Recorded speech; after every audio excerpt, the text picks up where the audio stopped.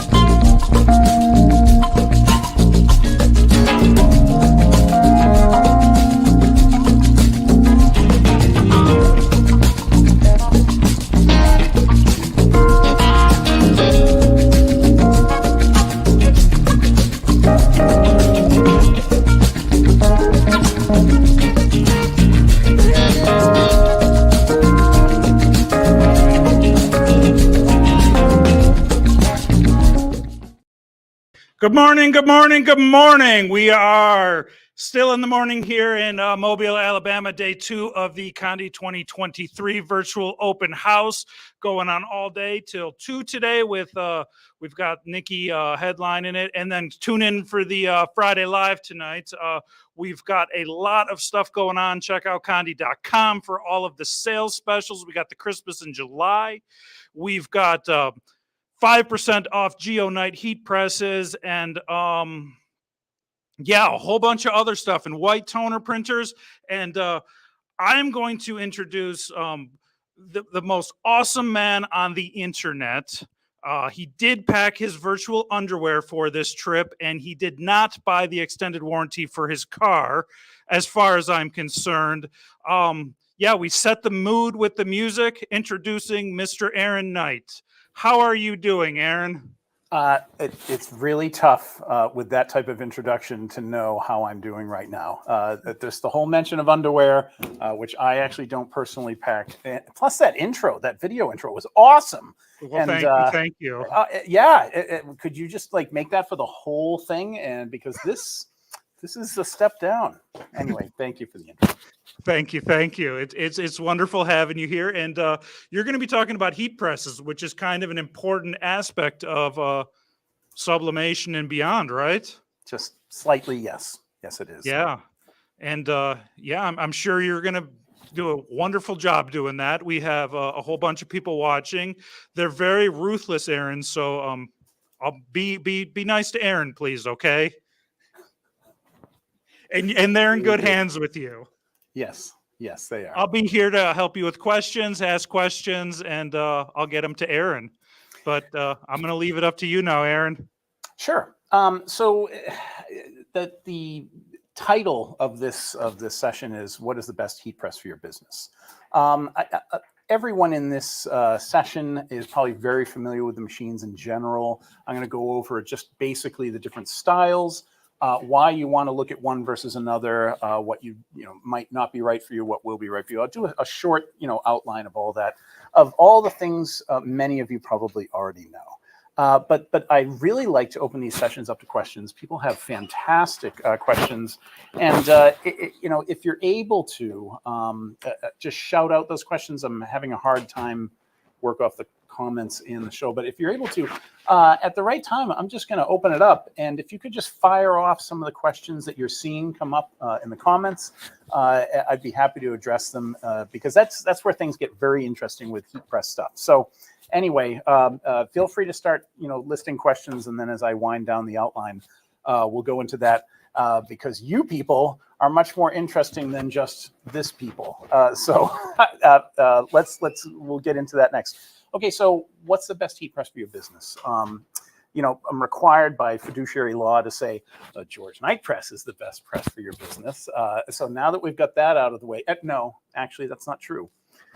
2 George Knight presses are best for your business. So you guys probably understand there's clamshell and swing away for flat presses. We're just talking flat presses now.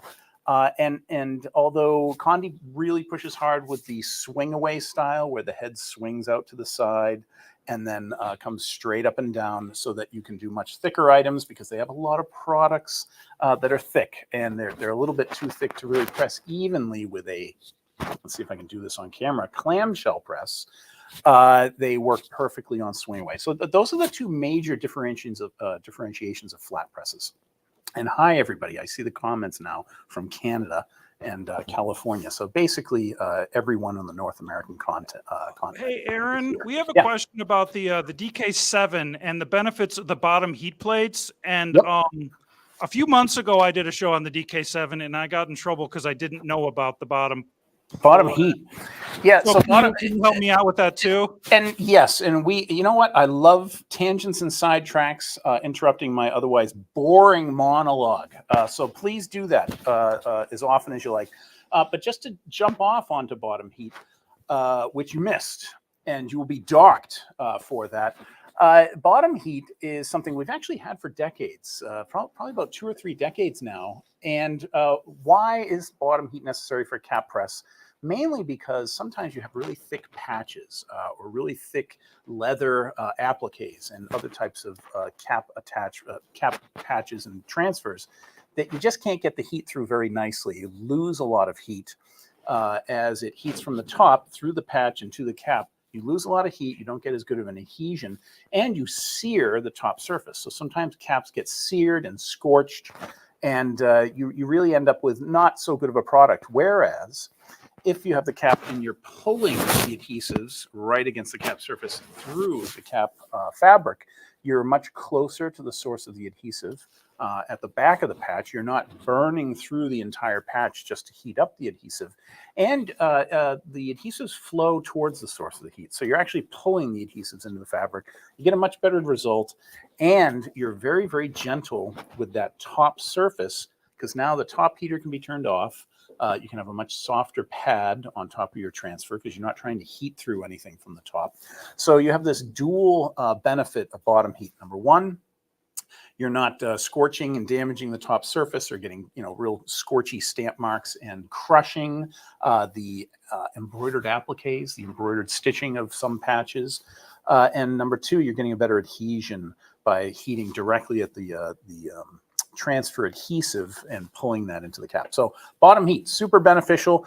Don't get it unless you really find out, oh my goodness, I really need this. And it's something you can add on to the DK7. So a lot of times we suggest, for what you're doing sublimation or doing just light thin transfers or DTG and stuff like that, or DTF, hold off on the bottom heat.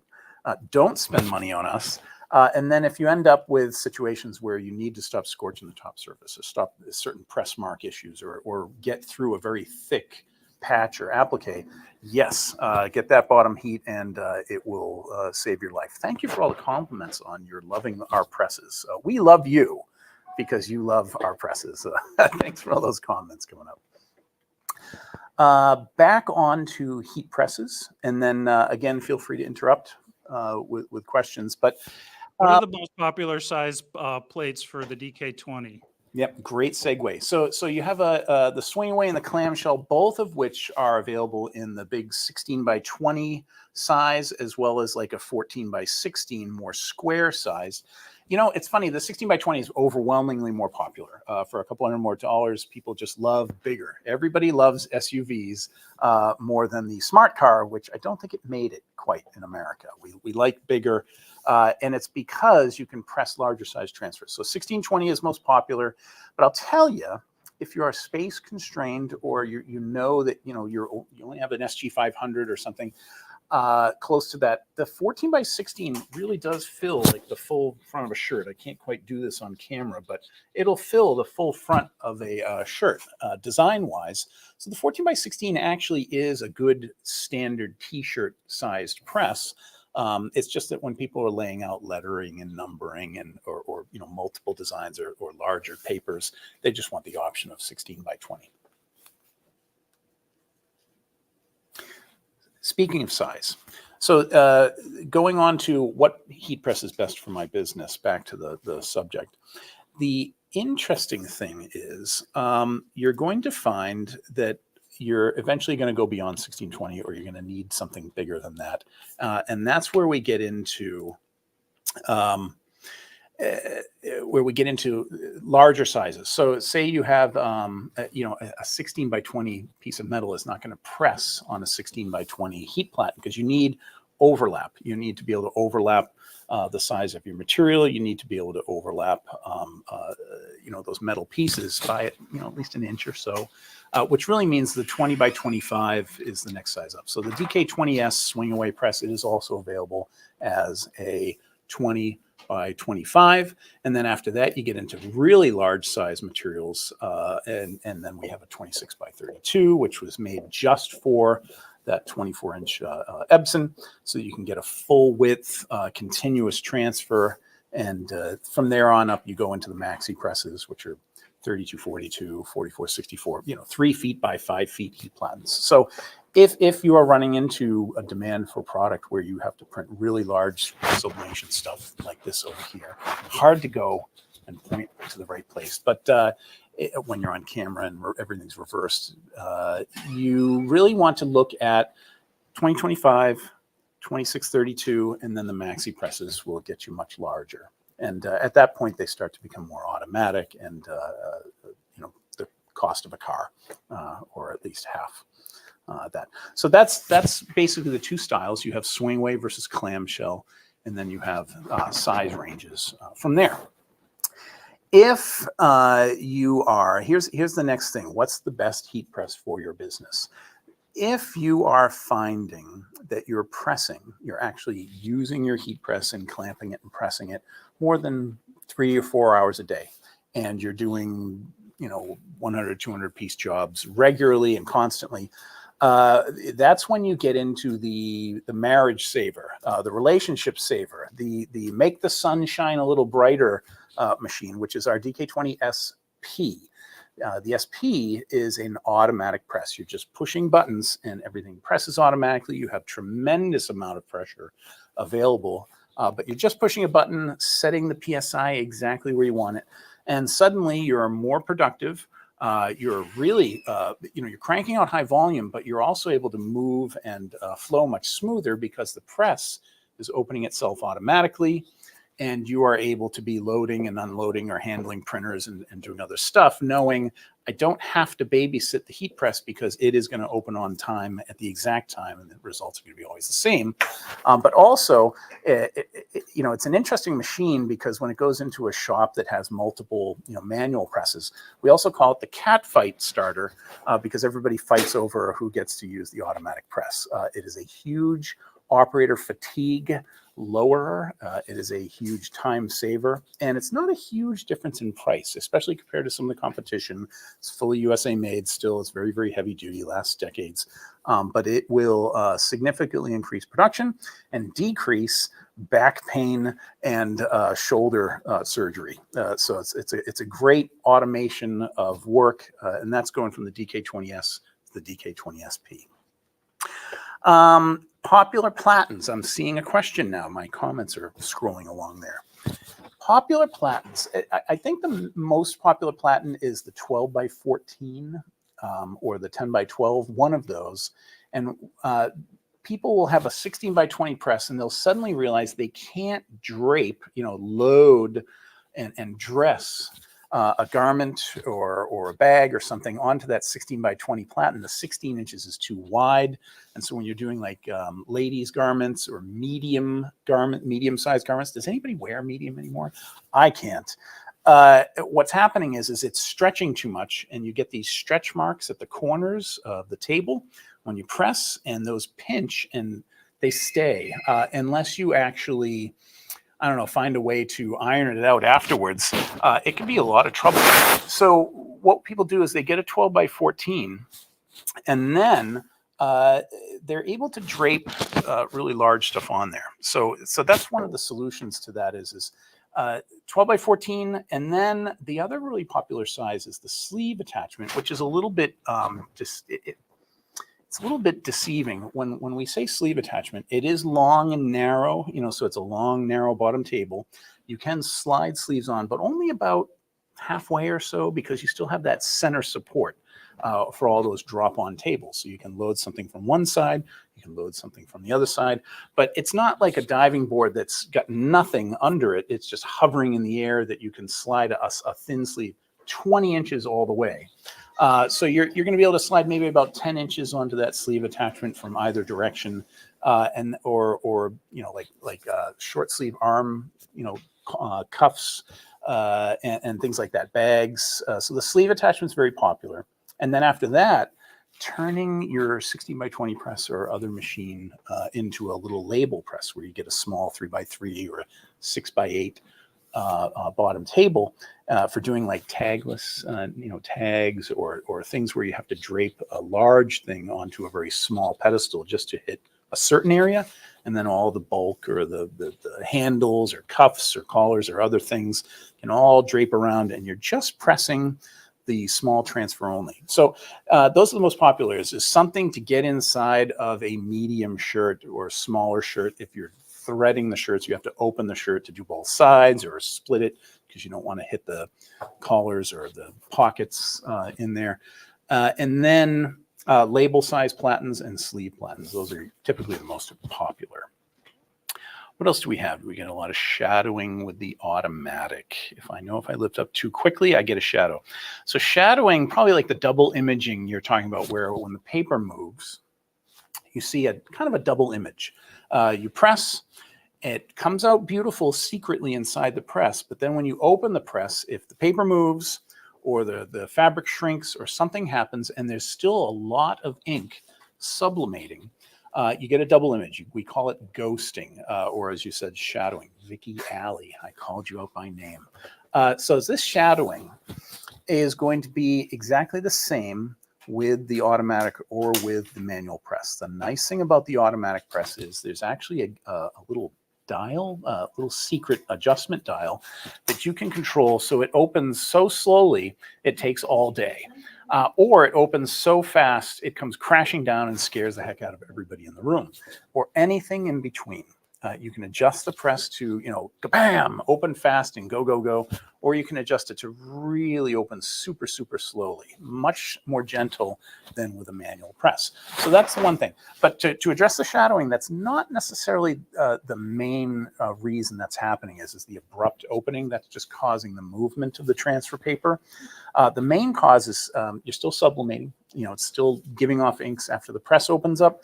And so one of the best techniques is lower your temperature and then increase your time. I know that's a horrible thing to suggest because everybody just wants to get everything done instantly right away.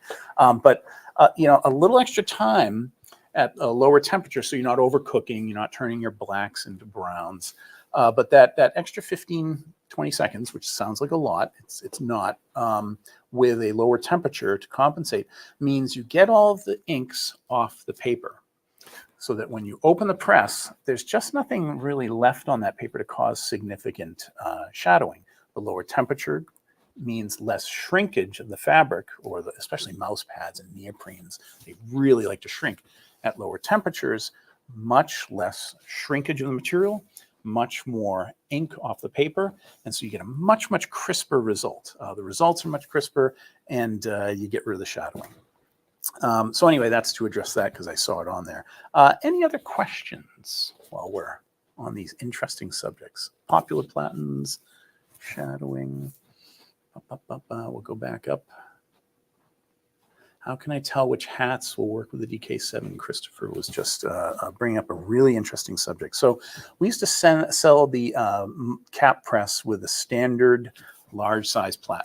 And if you ran into low crown caps or things that were less popular back in the day, you could get two different size bottom tables to accommodate those.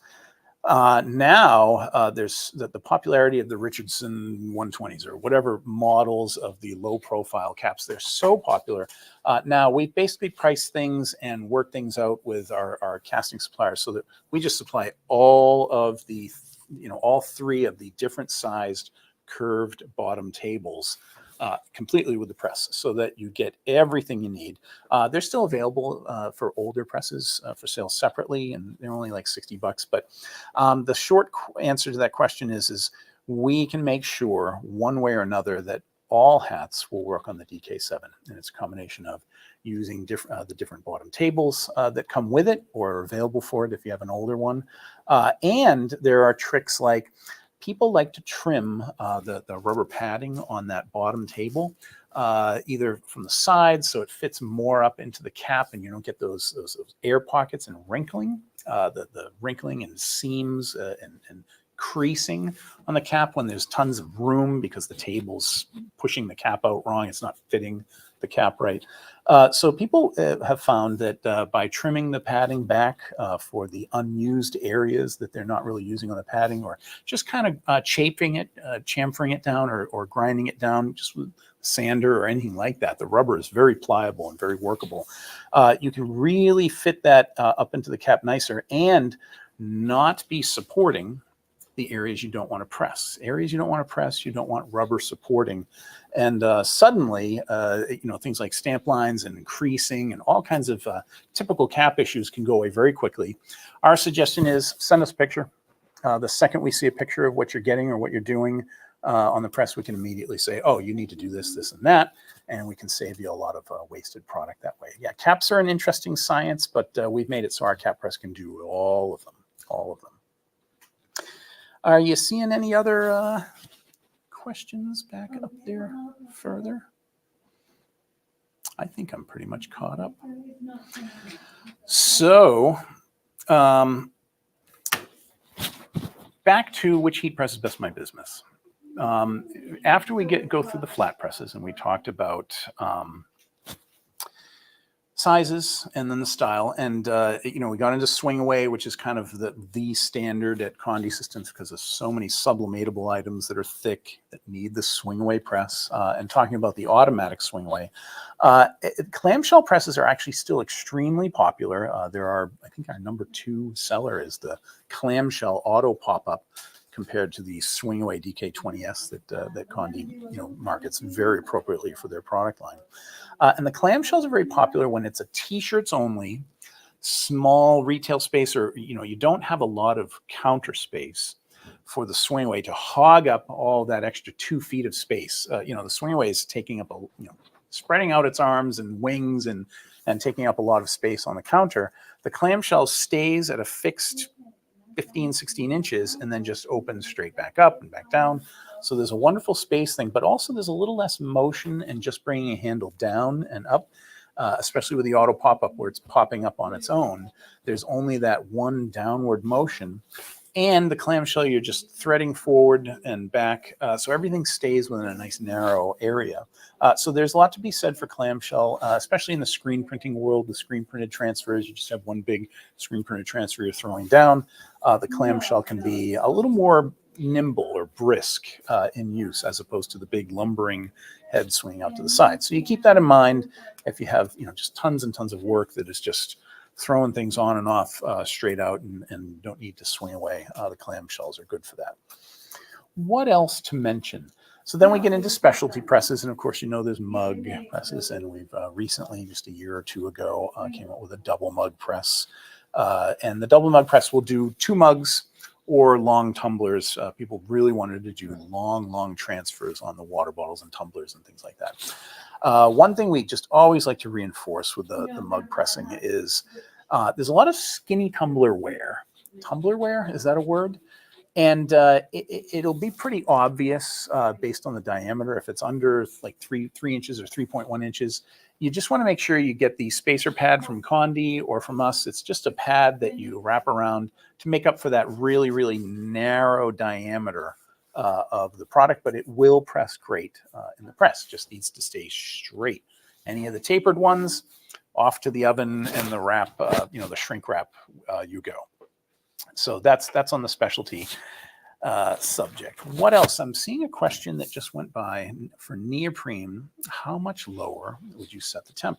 As low as you can possibly go. Neoprene it tends to be a waterlogged sponge of shrinking nightmarishness. And that's a mouthful, and so is neoprene. It's a terrible behaving product and just a beautiful looking product. So it's a great thing to press, like mouse pads and all the koozies and things like that. But you have to either pre-press or you bring your temperature way down to 360 or 370, something way down from 400, and you press forever at a much lower temperature. And by forever, if you're doing 35 or 40 seconds, go for 1:10, but very low temp. Your blacks need to stay black. If they're turning brown or red, you're overcooking. If your blacks turn brown, you're overcooking. Bring your time down or your temperature down. But by bringing that temperature way down and going really long with the neoprene, what you'll see is much less shrinkage. So your material is shrinking much less, and much more ink off the paper. And therefore nice crisp results instead of that darn double imaging that comes from the second you open that press, that neoprene snapping in and shrinking on you, and the paper still sublimating a new image in a new place slightly next to the place you wanted it to be.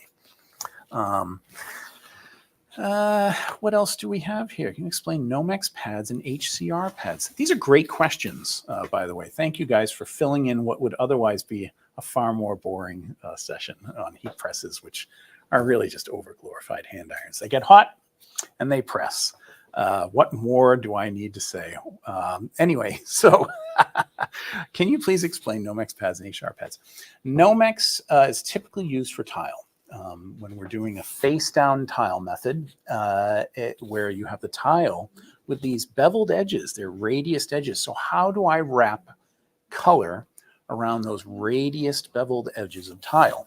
And then the answer is the best way is typically Nomex, and the Nomex is just this much softer, high temperature, fireproof padding. And the tile is face down, and those radiused edges are sinking into the Nomex. When you're pressing the press, you're pushing the tile into the Nomex. So the Nomex is kind of wrapping around those radiused edges, filling in any inconsistencies in the tile. And so your image is face up.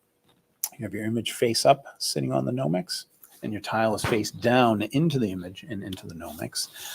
If the tile doesn't have really big ridges or big voidal areas, you don't need the HCR pad. You can just press the back of the tile and heat through the back of the tile. If it's got really big ridges or voided areas, then use the green pad just to fill those in and really transfer the heat through the tile. But the Nomex is really, pressing tile. Nomex is also what we use as the only padding on large format presses. So once you get up into that, you guys know the DK32 AP? The DK32 AP is that 26 by 32 press we made for that big wide Epson printer. The DK32 is only with a Nomex pad. And why do we do that? Why don't we just stick with the hard black rubber padding? And the reason why is when you start to get really large size heat platens over a wide area, you need tremendous amount more pressure to squish that black rubber padding, a huge amount increase in pressure. Whereas the Nomex is much more forgiving and levels out a lot easier with the same overall pressure. So with the DK32 AP, and then the maxi presses, and then even the Triton press, the big $50,000, $60,000, 4 foot by 8 foot monstrosity, we found that the Nomex gives perfect results, levels out beautifully. It's much softer and gives way much easier. So you have a really uniform, even pressure. But that applies to your regular size presses as well. Sometimes it's a good idea to use a Nomex pad, even when you're not doing tile, on the DK20S, on the 16 by 20 press. And that's when you have materials that you really just need to force them flat, or they're bowing a little bit, or they're just, you have bulky items, say items that have really heavy seams and then really thin areas. And you need those heavy seams or handles to handbags that you can't get out of the way. But just really thick and then really thin stuff, you've got to push the really thick into the Nomex or the padding deep enough so that everything's level and prints evenly. or else you'll get light spots. So the Nomex is kind of a very forgiving pad for letting the thick stuff sink in better, so everything is level across. It's also great for just cutting up into smaller pieces to elevate something that you need to press, whereas the rest of that thing you need to not press. So say you're, again, like handbags is the only thing I can think of. We have these huge handles or these big bulky side areas. You don't want to squash them and crush them, but you do need to press down inside of that flat area in the middle. So what you do is you elevate just that area that you're pressing or printing onto. You elevate that up with Nomex padding. It's very soft, and it just allows for good conformity, good pressure, and now you're creating like this mesa that you can press onto by adding that extra Nomex pad. What else do we have? When do you use a heat press cover and Teflon sheets with vinyl? So, hey, Aaron, I just want to let you know that you are doing an absolutely amazing job. But no, there's no but here. I was just going to say, but have you sold them with the extended warranty for your car? No, I don't believe in them. Just drive it into the ground and then go from there. No, you're doing a good job. I'm loving this, just like rapid fire questions and answers. Yeah, I find people are more interesting than I am, and people make things very interesting. So, but you are interest. You are part of the interest. Why? Thank you. Why? Thank you. So, what was that one? When do you use a heat press cover and Teflon sheets? So that's really interesting. I know during this session for Condi Systems that David Gross will have my head if I don't say Teflon is generally the enemy of sublimation. And he's kind of right. Teflon absorbs the inks and then puts them back onto the next work. It makes it very messy. Kill the trees. Use lots of paper. Kill those trees because they will grow back. In fact, when you use lots of paper and sublimation, you are the environmentalist because you're sending a signal to the forestry industry to plant more trees. You've got to use paper only, no Teflon with sublimation. It just causes so much trouble. We cannot find a good case for Teflon with sublimation where it doesn't eventually make things complicated versus plain old junk craft paper. You are the environmentalist if you use tons of paper. You're the one planting the trees. So there are Teflon wraps for the top heat platen and for the bottom table. For the top heat platen, it's really when you're doing, like the person said that I just lost their question, but whoever that was, it was a good question. Sorry, I forgot your name. It's really good for when you're using things with adhesives like vinyl. You're absolutely right. You want a Teflon wrap wrapped around the top heat platen so that if you have vinyls and even transfers and appliques, especially Twill and other products like that, this adhesive will get onto the platen, it'll burn onto it, it'll come back down onto your next product and ruin it. And the Teflon, when it comes away, it's just this truly non-stick, beautiful surface that leaves all the stuff behind where it's meant to stay. And pulls away much more gently. It's also very easy to wipe down if there is any residual stuff on there. So anything other than sublimation, I would say, yeah, you should have a Teflon wrap on the top heat platen. Now, there is a bottom Teflon wrap for the bottom table. Super popular, the most popular accessory by far, hands down. And that is just to make things easier to slide onto the table. So if you want to slide things on and off the table and not get hung up on the rubber, not be yanking and pulling on the rubber padding and pulling up on the edges and the corners of the rubber padding and being like, oh, this adhesive doesn't, well, we're really tugging on the rubber too much and pulling up on the corners. Put a Teflon wrap on the bottom table and suddenly life itself will just slide much nicer, smoothly on and off of that table. You'll get much better work done with a Teflon bottom table. But it's mainly for loading and unloading and just making things smoother because that rubber is kind of sticky and tacky. Margaret said, what about maintenance? No maintenance needed for our press. All the other presses need maintenance, not ours. But in case you need maintenance, the best policy for maintenance is if something is not working right or clamping right, or just behaving differently than you're always used to it behaving. Generally, you shoot us a quick email, you get a faster answer, or you call our 800 number. But we have a very simple policy with support, and that is we're not allowed to go home until we answer you the same day. So super strict same day support. We are not able to offer that for our competitors' presses, but for ours, we just can't go home until we answer you. And things might drag a little bit as we figure out what's going on here.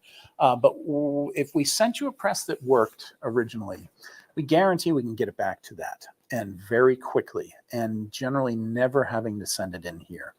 So maintenance is generally a non-issue. There's no real maintenance you have to do. Keep it clean. It's amazing how dirty your presses are, by the way. I've got a bone to pick with you. Man, your presses are dirty. I see the pictures. And boy, so keep them clean. You don't want lots of dust and contaminants and stuff getting onto your finished work. But otherwise, don't worry about anything beyond that. It's not really going to be a maintenance issue. It's probably going to be a parts replacement thing that comes along. LOL. What does LOL mean? And see, please talk about how to maintain it. You got to just mine off. But see, that's it right there. The clamshell, you do have to tighten up the bolts and nuts, but a lot of you guys are swing away people, so it's not as big of a deal. Light on the DK20S, which a lot of you are DK20S owners, light lubricant. Really, it's better to just keep those silver shafts that move up and down that come from the heater. Keep them really clean, and then maybe a tiny bit of white lithium grease. You know, that white lithium spray grease you get at Home Depot, just a little bit, but better to just keep it super clean. Press paper, press on notepads. Yeah, Teflon sheet on the bottom, even with sublimation. Connie was asking. Teflon wrap. The bottom table wrap, if you're doing a lot of fabric work, sliding things on and off of that Teflon is really nice. But you want, if you're bleeding sublimation through the shirt, that's going to get into the Teflon and come back onto the next shirt. So you still might need to put some paper under that shirt. So if you have to slide the shirt on because you're doing both sides, get some paper in between that bottom Teflon wrap and the shirt, which can kind of be time consuming. So that's up to you. But the bottom Teflon is really, and it's a wrap. It's got elastic corners. That's really just for making loading and unloading much easier. Does the time temperature need to be adjusted for sublimation if using a heated lower platen? Boy, that is a loaded question. So a heated lower platen with sublimation can be a wonderful thing, and it can just plain old not work. It really depends on what the application is. But if you're doing a heated bottom platen for sublimation item, maybe you're doing a double-sided print onto poker chips or plastics or double-sided fabric, all pressing at once, you might have to adjust that a bit. The biggest adjustment with bottom heat is typically you have to add about 25, 30 degrees to the bottom heater setting. Why is that? Because you got that green rubber pad on the bottom heater, so you have some type of soft padding. And because you have some type of soft padding on the bottom heater, you can't just have two hard heat platens coming together and nothing will come out right, it won't press evenly.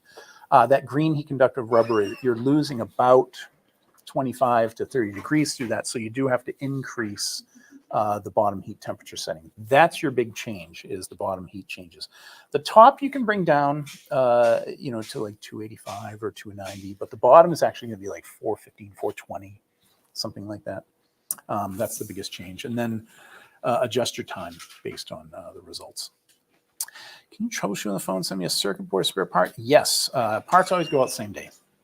Parts go out the same day, and we've got everything dialed in and figured out so nicely that you generally just send us an email saying, this is what's happening. We might send you a PDF saying, do this, this, and this. And based on those results, click on this link, order this part, goes out the same day. And we all save each other lots of time by nailing that down quickly. So please feel free to call in or just shoot us a quick email. Literally shackles around our ankles connected to the radiator against the wall right over there, and they don't unlock it until we answer every email. We can't see our families until we answer. Yeah. Anyway, that's mostly true. And thank you, Shelley, for the definition of LOL. Any other questions you've seen, Mr. Moderator, that I missed? He's gone. He went to lunch. I'm still here, Aaron. You didn't lull me to sleep or anything. I just had to push the button to turn the mic on. Yep. I love when you guys start talking, but you're just. Oh, I had to turn the mic on. So You're answering a lot of the questions. I know that Evelyn asked one about recommending to use the plug into my press. Thunderstorms. What are those things called that you plug them into that David, surge protectors, but the ones that David likes? yeah, all right. So that's actually a David question.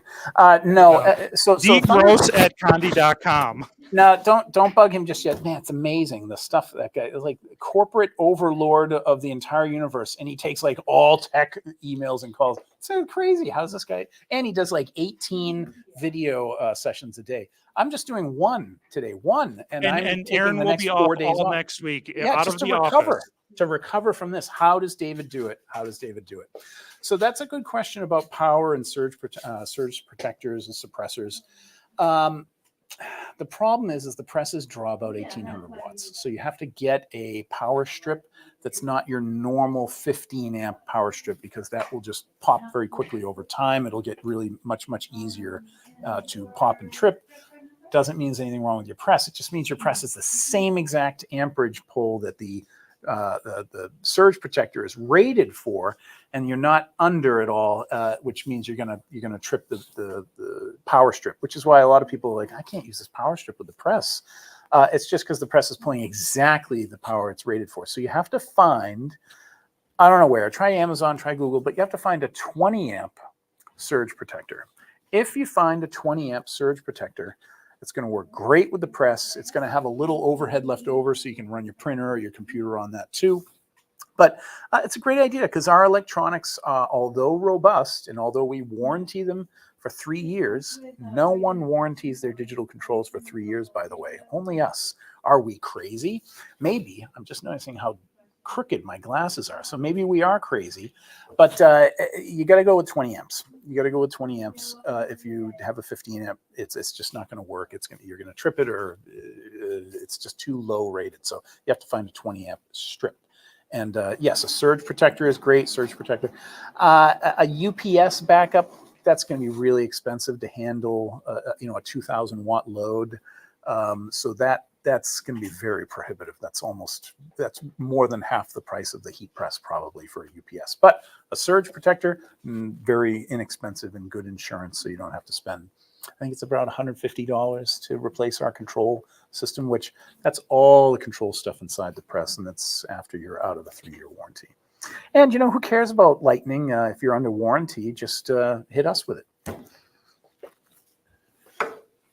What else do we have here? Yep, DK20S for Tammy Thompson. It can be used in a regular home outlet, any home outlet. Sometimes those GFCI outlets are really sensitive, and they don't like the hard hit when first turning on the heat press. But those are mostly in your bathroom. And yes, we do have customers that use a heat press in their very large and opulent bathroom, but hopefully not while bathing. What else do we have? Yeah, the UPS systems, you're right. And DK20S is great. Thanks, Dennis. Appreciate that. Really wish you'd ask more questions, though, Dennis. We've been meaning to talk to you about that. So what else? Which best heat press is best for your business is the subject of the session. So we are, again, required by law to rank on China disposable presses for a little bit, but we kind of like them because they get so many people started. The Amazon presses, they get people started. The only downside to it is they can have very inconsistent heat and pressure, so you really can't run a business with them and get like good quality over long periods of time. And so it gets people started, but then it convinces them very quickly, I have to get a good commercial grade press. So there's a plus and minus to them. But if you're running a business, get a press that you're going to have a manufacturer that tells you, like we do, that you're going to get a decade out of this, not just years.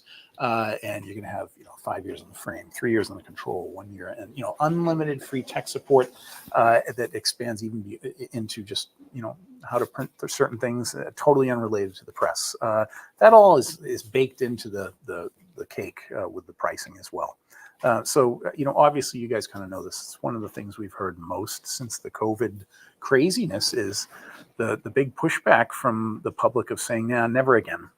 Never again. I'm tired of buying something over and over again and buying it and then having to buy it again in 6 months and having it. And my gosh, I just spent more than if I just bought a press that would have lasted far, far longer. I'm not doing it anymore." So best for your business. I think you guys actually have the best sense of that, of, just get one nice thing once and you don't have to keep replacing it over and over again. Do you have, Becky asked the painful question. Do you have a press that has a pull-out platen? Currently, no. We do not. That is a Stalls thing that they have with the drawer pull-out slide. It's kind of cool. The reason we don't have it is right now, a lot of people like to load shirts from the back forward instead of just loading things upside down. The pull-out drawer with the anvil platen where there's no support in the front, just in the back, for loading screen print style. And by screen print style, we mean upside down. For loading things upside down and working upside down, the pull-out drawer is great. Our clamshell, you can do that. You can do that on our swingway as well. But they're really made to also accommodate sublimation printing and people doing lettering and numbering and more complex transfers where you just want the shirt right side up.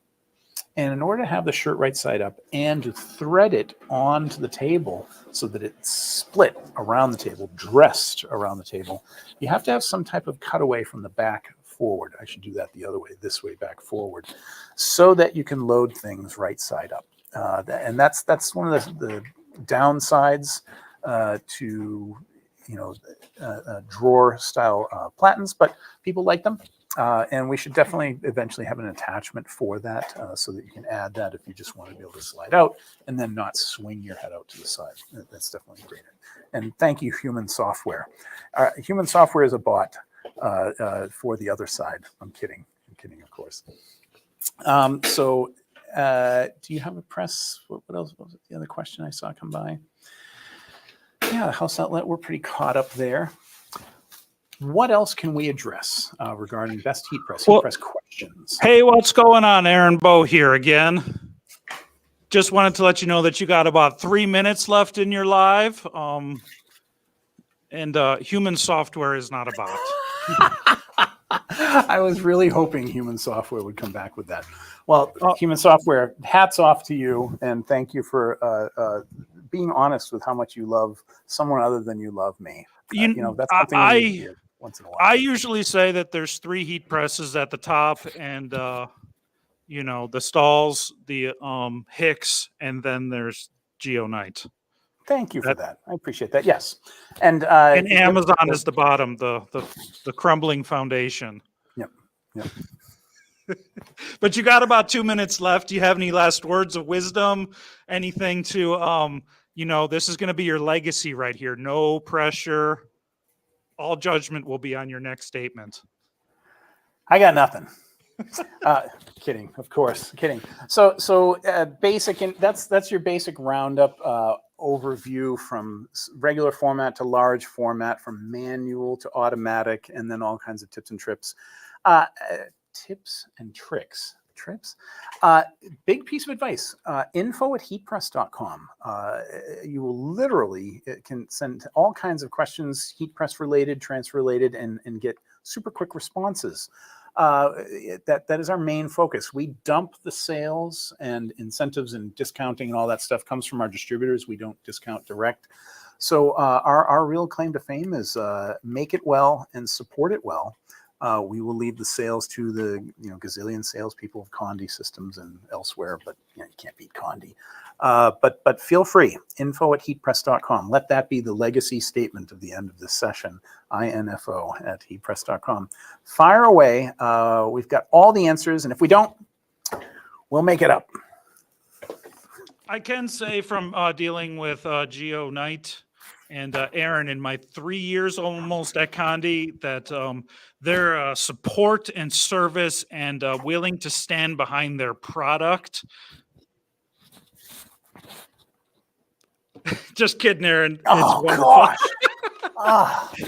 It's absolutely wonderful. And those are the type of vendors and everything I like to deal with, because I like dealing with companies that I want to buy from, that I would buy from. And GeoNite is definitely one of those.